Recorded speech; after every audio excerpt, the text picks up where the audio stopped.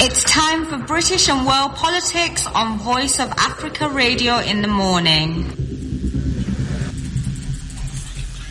This is it. You still tuned into Voice of Africa Radio 94. You heard Sean Kingston with Beautiful Girl. Yes, it is beautiful girls. Yes, indeed. Beautiful people this morning with me in the studios, and a beautiful lady with me on the line from Clapham. Good morning, Elizabeth, and welcome to Voice of Africa Radio, the VOAR in the morning. And good morning, Mahmoud Fiaz of Liberal Democrat. Welcome to VOA in the morning.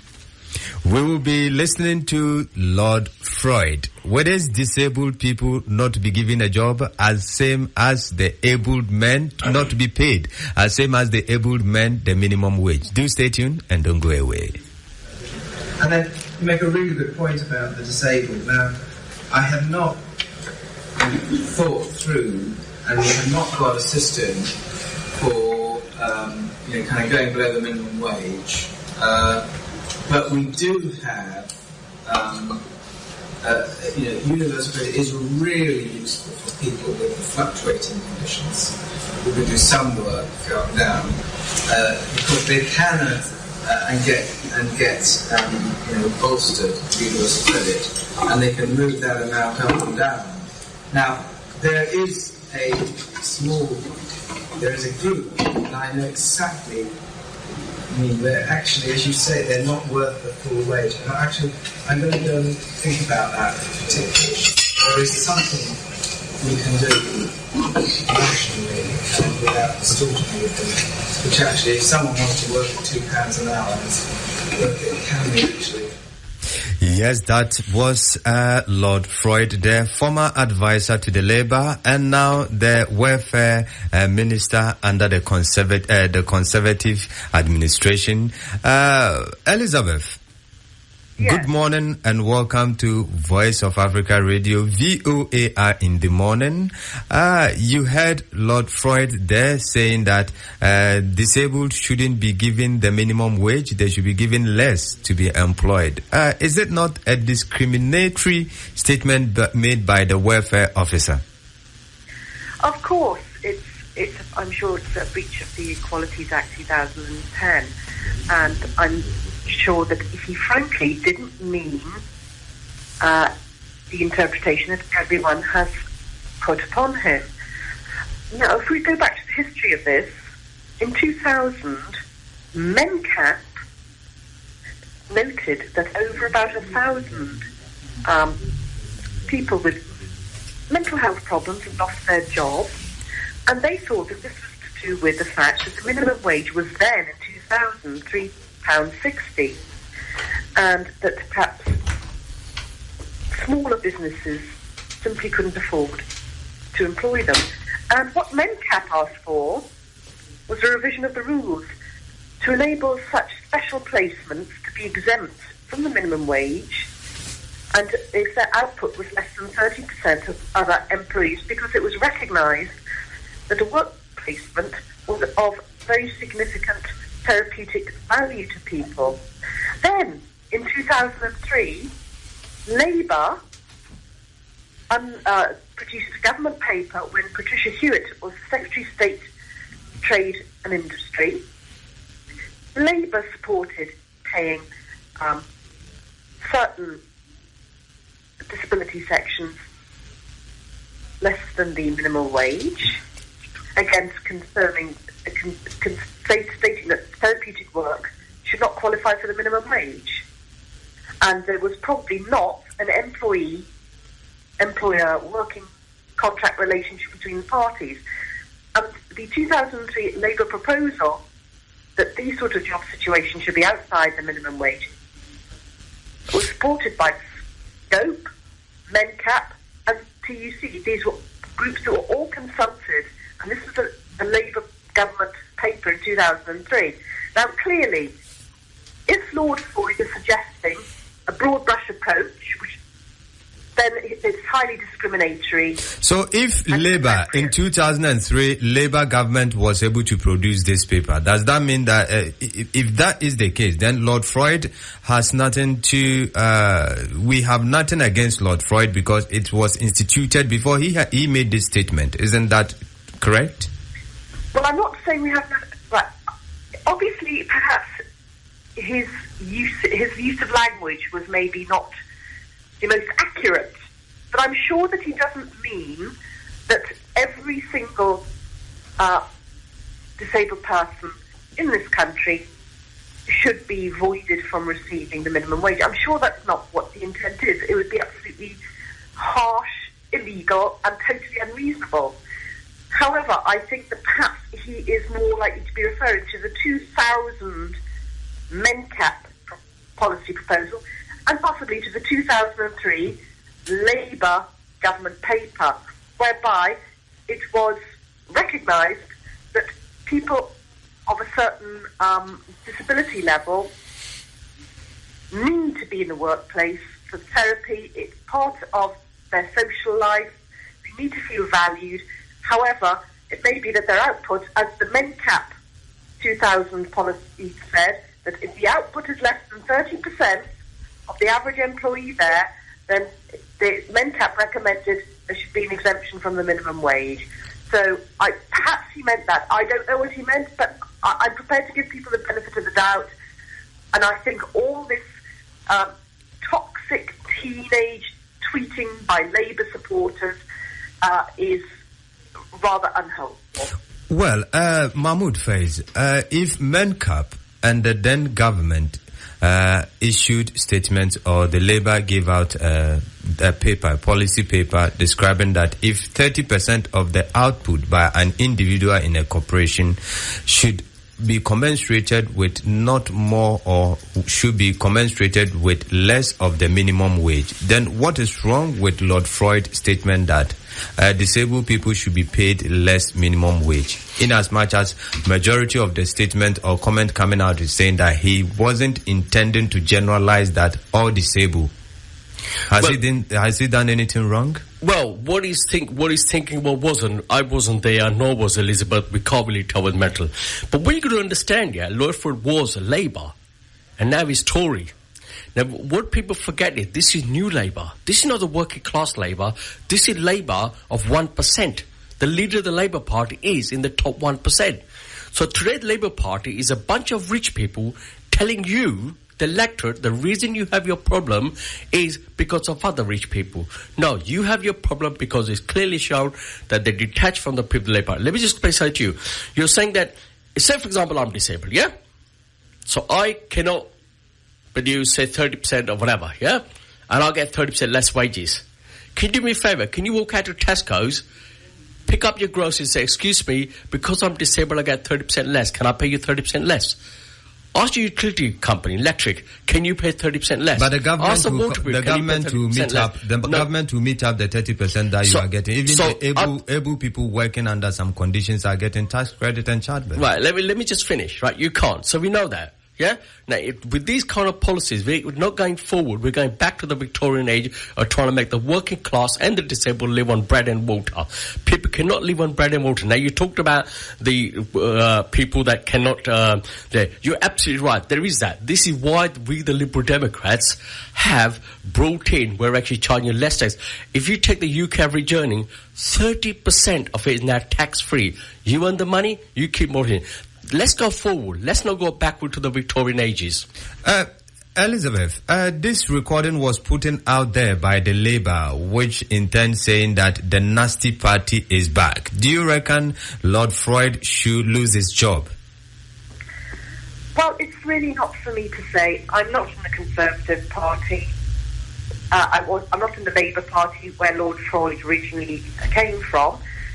However, if you put it in historical context, if you look at the 2000 MENCAP policy proposal about there being a revision of the minimum wage rule to enable special placements for therapeutic purposes, again, if you look at the 2003 Labour government paper under Patricia Hewitt, again recognising therapeutic work should not qualify for the minimum wage, then it seems to me it's yet another teenage toxic Labour supporters witch hunt, which they do seem to enjoy. And I think that Fiaz made a very, very valid point there when he said about the nature of the Labour Party has changed a lot. It doesn't seem to be populated by the people of gravitas anymore. There are no Aneurin Bevans, no Attleys, no Wilsons, no Barbara Castles anymore. All it seems we have a lot of toxic Twitter spouters. I mean, I'm sorry that sounds a bit colloquial, but a bit tabloid. But it seems that the quality or the mindset is unhelpful and rather teenage. What would be the UKIP's policy on the disabled when it comes to the minimum wage and employment? Well, again, it all depends. Obviously, Equality Act 2010, we would wholly support disabled people, of course, receiving the standard set minimum wage, which is £6.50. However, I think that perhaps it would be helpful to have some consultation with MENCAP again, and with Scope, and with the TUC, to consider what is the therapeutic aspect for those who are perhaps less able. I mean, the vast majority of disabled people are highly competent, very able to be in the workplace. However, there is a much smaller minority who perhaps have educational issues, mental health issues, who it would be extremely beneficial for them to be in a workplace environment surrounded by people and feeling part of a team and a community. So it's all balanced. But of course, every disabled person in the country should be and does receive the minimum wage of £6.50. Well, let me join this to a statement of the party conference message put out there by Mr. Clerk, saying that under the Liberal Conservative new government, or when they are elected into office again, he will make sure that the waiting time for mental illness will be necessary, will be put in place just like the physical health. Don't you think that this will also reduce the amount of disabled people in this country? Talking about the mental health issue, that wouldn't also not create this discrepancy between the minimum wage and the salary, the employability of disabled people in this country? Yes, that may well be the case. I understand that Nick Clegg's timetabling for mental health treatment is already in place with the NHS. Yes, it is hoped that this would speed recovery or access to employment. Of course, we all want what's best for this country. We all want what's best for the people of this country to move forward to full-time employment so they can have satisfying lives. Well, Mahmoud, what is your position on this minister? Do you think the minister should honorably resign as a result of the statement he made, which Mr. Cameron and the other members of party says this is not the policy of the party on disabled vis-a-vis minimum wage? Well, I mean, it may not be their policy, but the fact it shows what they would like their policy to be. And that's pick on the people lower down the food chain, who are the disabled and the unemployed.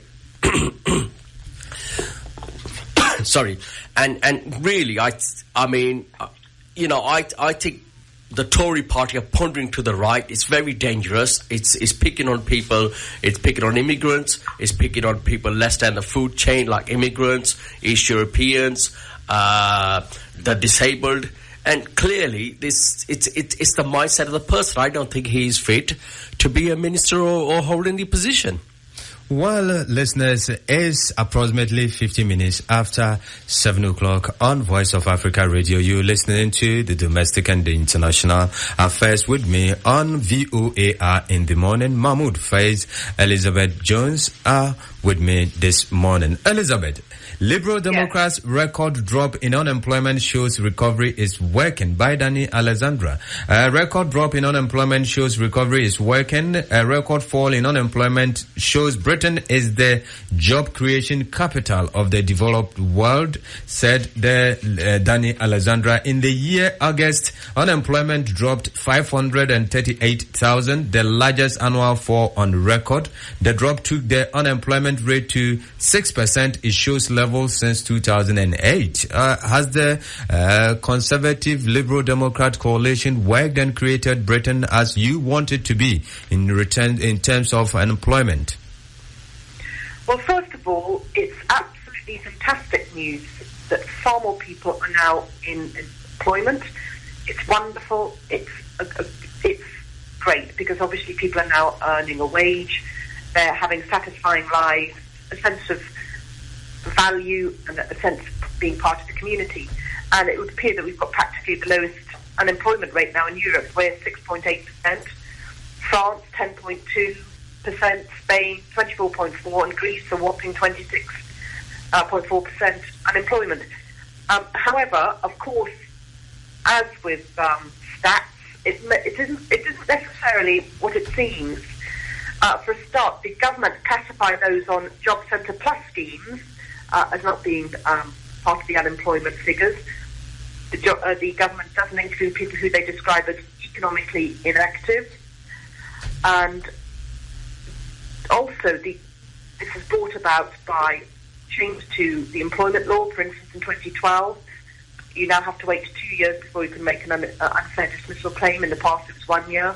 People have lower wages. People are working longer hours. In fact, wages are just not keeping up with inflation. Wage growth is 0.7%. The consumer price indexation increases 1.2%. So wages are gradually getting decreased. Also, people are subject to sanctions, workforce, 0 hours contract.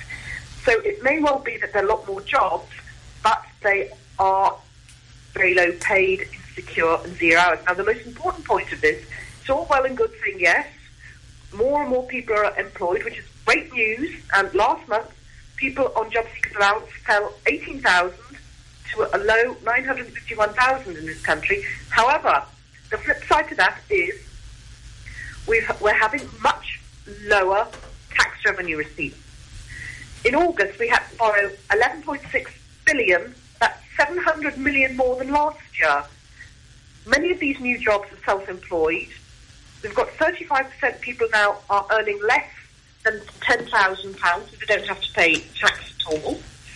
So there's going to be a big revenue deficit despite the big hike in employment figures. So that would suggest to me that it's not all it seems, it's not as good as it looks, and all it means is that there are a lot of very low-paid, insecure jobs being filled. Well, Mahmoud, this Danny Neil Carberry, the director of CBI for Employment and Skills, said it is a good for the quarter. However, politicians shouldn't look at the short-term headlines to policies that would boost skills and productivity, underpinning the ability of firms to pay more in future. What is your take on that? Well, let's just first of all clarify how the statistics are collected. For unemployment figures are collected by National Statistics Office, which is same under Labour as it is under now. Obviously, I can see where Elizabeth's coming from, where the opposition come from. It's all about throwing stones at the opposite party to win voters over. The job seekers allowance it's a person who's classed as unemployed if only out of work, but also actively seeking work. Now, and claiming job seekers allowance or not able to or not willing to. You may not want to. So it's quite a fair figure. It's quite a fair figure. It's a good thing it's going down because it's supply and demand. If people have got more jobs, employers will need to pay higher wages to employ the next person. So we're looking at the uptrend. We're looking at going upwards. On these sort of, we understand that the other figure we were looking at was the inflation and the employment rates. The inflation is just over 1%. The is about 0.9%. So there's very little figure in it, but that figure is more than ample makes up for the fact that you get to keep more of your wages now. £900 a year, you're better off under the Lib Dems. Well, if employment is going up, and we know, as Alexander stated that most of these employable or the jobs are created is family based, and for that matter, if the person is earning less than 10,000, as we all know, that taxes would collected by the state will be minimal. The state wouldn't get much, so there will be deficit. Isn't this one way or the other not good for the country? Just like if the state will be able to get enough tax to support balance to support its budget. Well, there's various ways to look at that. If more people are being employed, then more people can keep their wages, more people will spend money in shops, more manufacturing will take place. So overall, it's on the uptrend. It's on the positive side. It's not a sinking ship, it's a sailing ship.